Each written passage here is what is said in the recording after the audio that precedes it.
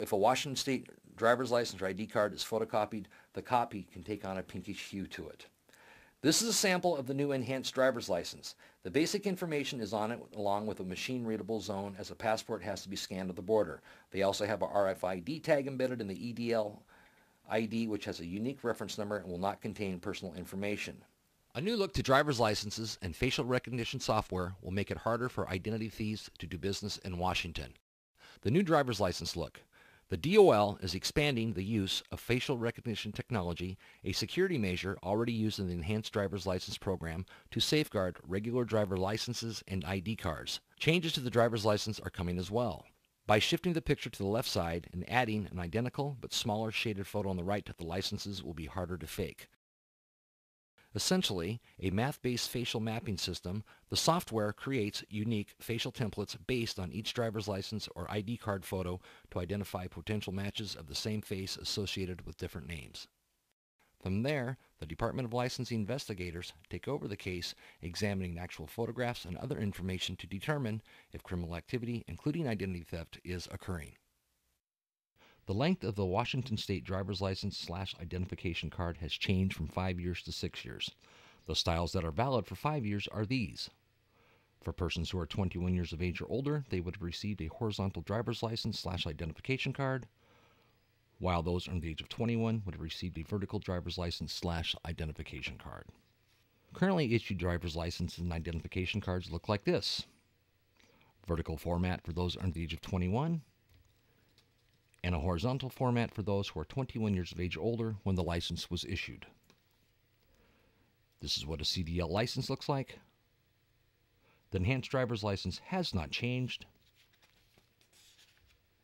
This is a sample of the temporary license being issued. Remember to always ask for a second piece of identification when the temporary driver's license/identification card is presented. Checking an ID is more than you think it is. The Liquor Control Board does what are called compliance checks. The way a compliance check works is this. The Liquor Control Board will hire individuals who are 17 to 20 years of age and send them in to purchase alcohol or tobacco. They use their own ID. An agent may already be inside to observe what happens. One might accompany the minor, or one might follow them in. Usually there is another agent outside. It is a very controlled situation. The problem is 16% of the time the minor is served or sold alcohol. Half the time the ID is never asked for, or the other half it is looked at but not really checked. According to a Washington State Liquor Control Board enforcement officer, the many reasons the sale was made was because they simply got the math wrong, turned 18, not 21, couldn't see, didn't use their glasses, and they simply were not paying attention. At this point in time in our classroom education, I will choose one student to give their ID to another student for that student to check their ID. After they check the ID, they will usually say, yes, I would serve this individual. My next question is, what's the expiration date on that ID? 95% of the time, nobody can tell me the expiration on the ID. Or I like to find a student who will be 21 this year, but not 21 yet. And 75% of the time, the opposing student will say, yes, I would serve them. And I say, you just served a minor. And they say, how do you figure that? And I say, well, in December. You've got to check an ID closer. This here is called the 10-point checking ID card. There's 10 things I'm going to ask you to look at on ID. Now you look at me right now and go, 10 things on an ID? I don't have time to look at 10 things on an ID. You don't have time not to. You serve a minor in this day and age, the ramifications, both civil and legal, can be huge. Number one, you want to look at the expiration date. If an ID is expired, it is not valid. Number two, the photograph. You want to hold the ID in your hand. When you look at the photo, you look straight across. Remember, it's much easier to look at somebody straight across this way than it is up and down, because the way somebody's eyes are will never, ever, ever change. Number three, their year of birth. Number four, the day of birth. Number five, the month of birth. Number six, does the age match up?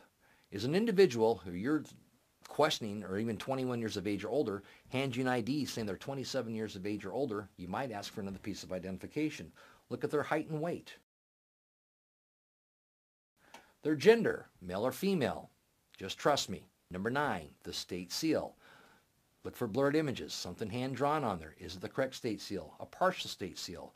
I remember one time looking at a young man's ID, and I realized the state seal was a hologram that said an official seal of authenticity. And number 10, The 100 rule. On your screen, you will see a Washington State driver's license, and I will show you how the 100 rule came to be. This is Washington State specific only. Your driver's license or identification card will have the first 5 digits of your last name. If you have less than 5 digits, asterisks will be placed in, and then it will have your initials. If you don't have a middle initial, an asterisk will be placed in there as well. Right after your initials, you will see 2 numbers. Add them to the last 2 years of your year of birth, and it will add up to 100.